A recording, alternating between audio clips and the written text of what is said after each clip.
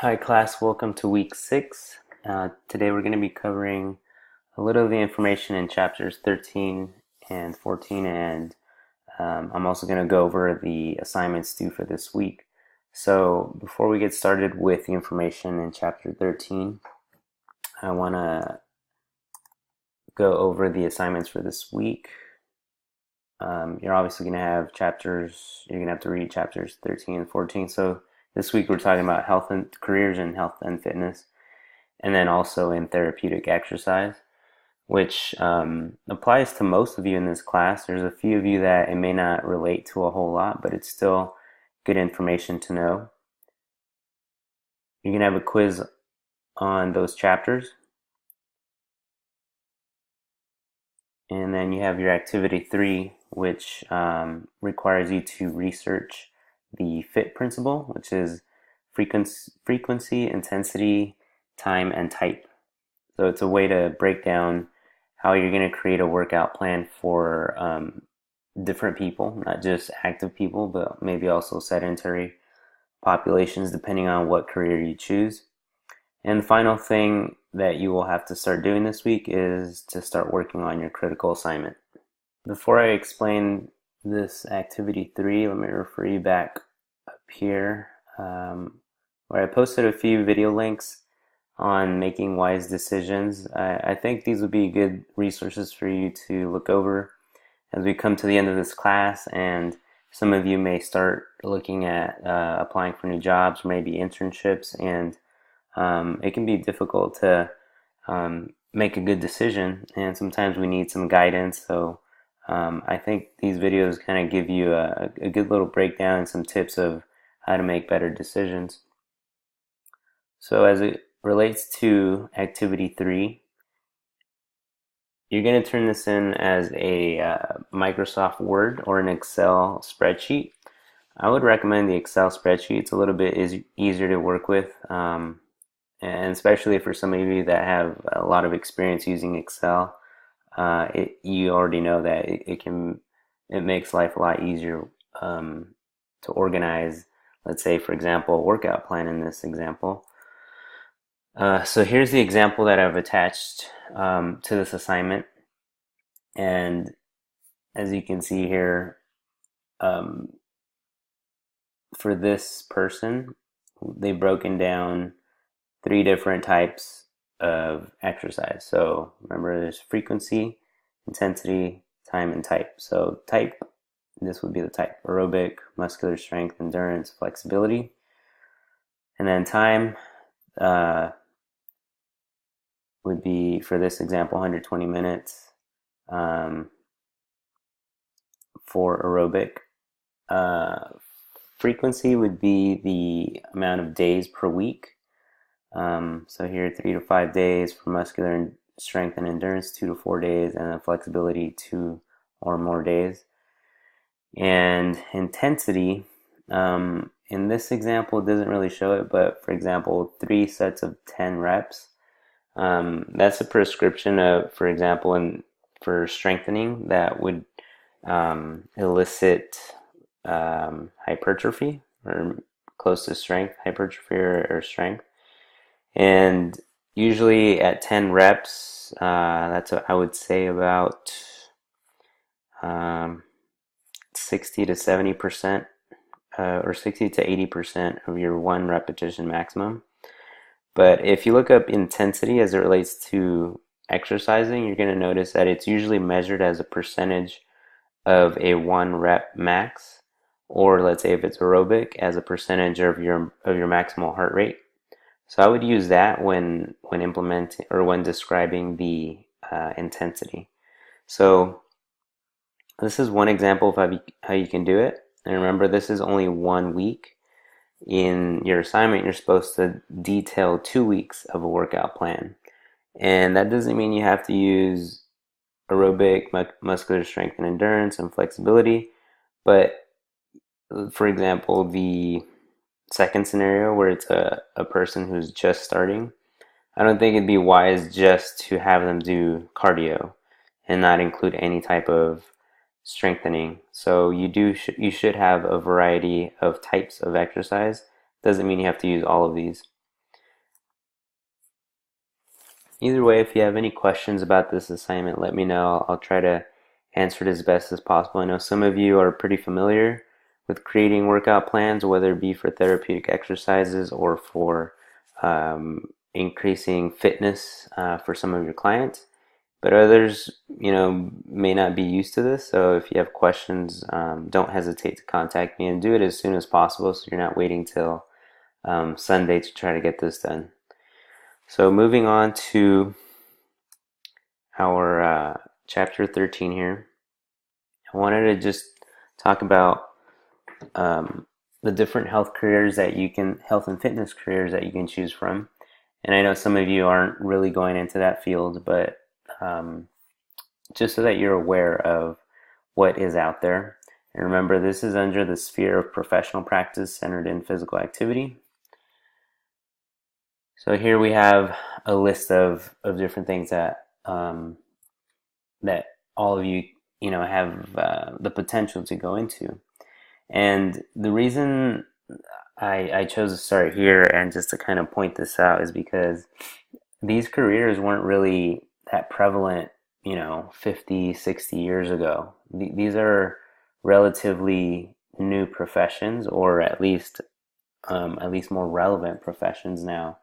And one of the reasons is because, well, actually, there's a couple reasons. One is because the average age of our population has increased. So, in recent census, in 2015, the average age the population of 18 to 64 years of age accounted for 62% of our population, and 65 and older populations accounted for 15%. And that's a huge increase from 60 years ago. In fact, only 60 years ago, the average lifespan was about 45 years. And now the average lifespan is, between 74 and 78 years of age, which is a huge increase. It means that we're living 30 years more on average than we used to only like 60, 70 years ago. All this to say that our population is living a lot longer, and that more of our population is made of older people.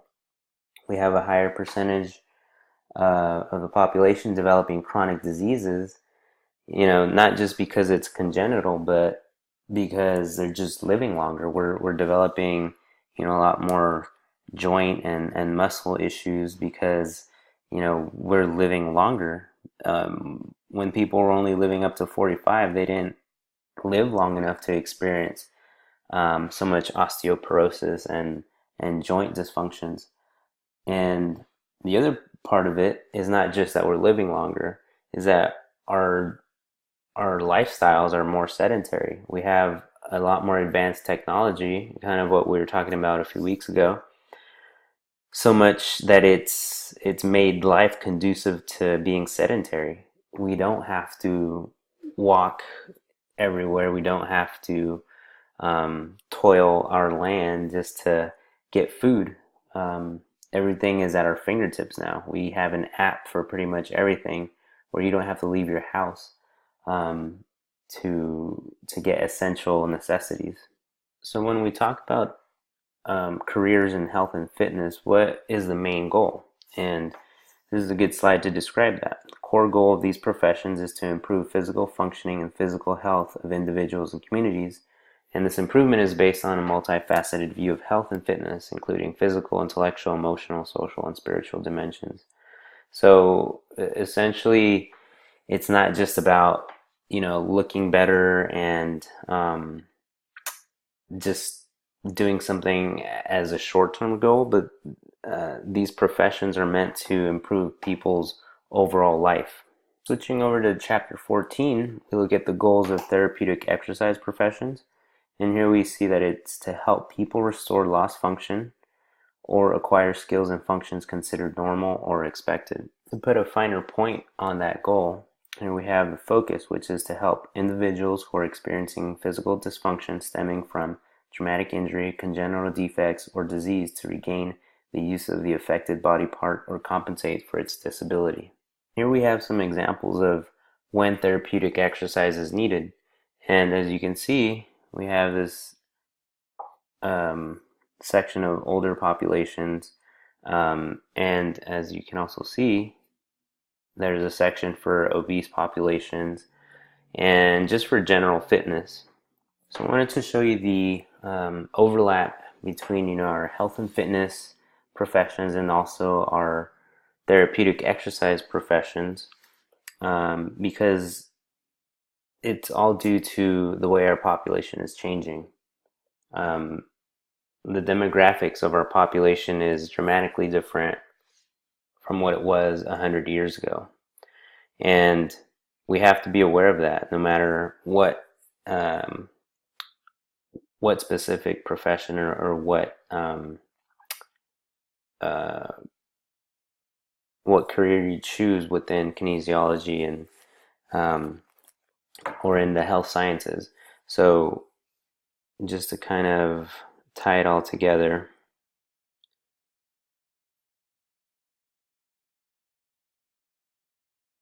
it brings us back to a topic that I had talked about earlier on in this class, and that's how our health as a population affects healthcare as a nation.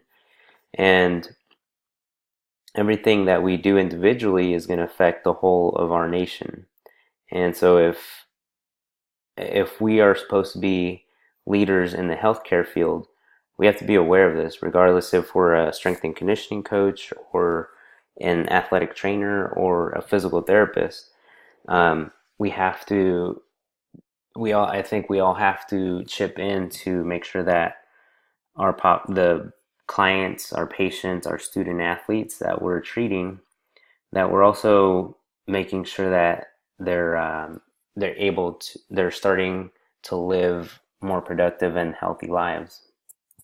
And the reason for this is because the statistics are saying that our population is only going to get older. So guess what? When you're in your 20s and 30s, all of the way that you eat, the habits that you have as far as exercising, don't really affect you immediately, at least not to a great degree. It really affects you 20, 30 years later once you're in your 40s, 50s, 60s, and beyond. So that's why it's our job, as healthcare professionals to start educating people to any chance we get to help them live a better lifestyle, to make it a lifestyle to live healthier, that we should take that opportunity. So as you can see by the statistics, we're not really going to get any younger as a society. And in our older years, we want to have better quality of life. We don't want to be um, we don't want to be suffering all these chronic and non-communicable diseases, because it's not good for us, it's not good for our family members, but it's also not good for our nation. Everything that is done in a hospital or in a clinic, somebody has to pay for, and usually that comes down to health insurance. And any treatment, any drug, any type of therapy that is given, they have to charge for that. And that either means, your work insurance is going to pay for it, or if you have, private insurance, they're going to pay for it. But every time they have to charge for something like that, deductibles, premiums, all of that kind of stuff goes up. And eventually everyone has to pay a little bit more for that. That's where you get, all those extra fees in your paycheck. So if we can start decreasing those unnecessary treatments, for example, what if we can reduce the number of people getting diabetes or congestive heart failure, anything like that, where we can decrease or at least mitigate how much or the rate that people are getting these chronic diseases, then we can also help our nation's healthcare expenditure. So as you can see here, there's all these non-communicable diseases that account for 63% of all deaths globally. And, the United States has a huge population, so we contribute a lot to that, which is ironic because we're the leading nation that spends the most on healthcare, yet we're not even in the top 10 of top healthiest countries in the world, which, it doesn't make any sense. But I think part of that begins with us as healthcare professionals. And I encourage you to keep this in mind as you um, go on into your careers, that you obviously become great practitioners in your specialties, but that you also think about what you're doing globally or in a bigger perspective. So I leave you with that thought, and I encourage you to, like I said, think of your careers in a bigger perspective, that you're doing something bigger than just, helping someone lose weight or helping someone recover from an injury. Um, you do have, when you get your degree, when you get your certifications, you are going to be held to a higher standard, and I think it begins now as a student, that you should start thinking about these bigger issues that affect not just everyone in your little sphere of influence, but bigger than that. So if you have any questions on any of this and on any of your assignments, please don't hesitate to contact me. I wish you guys the best this week, and keep working hard.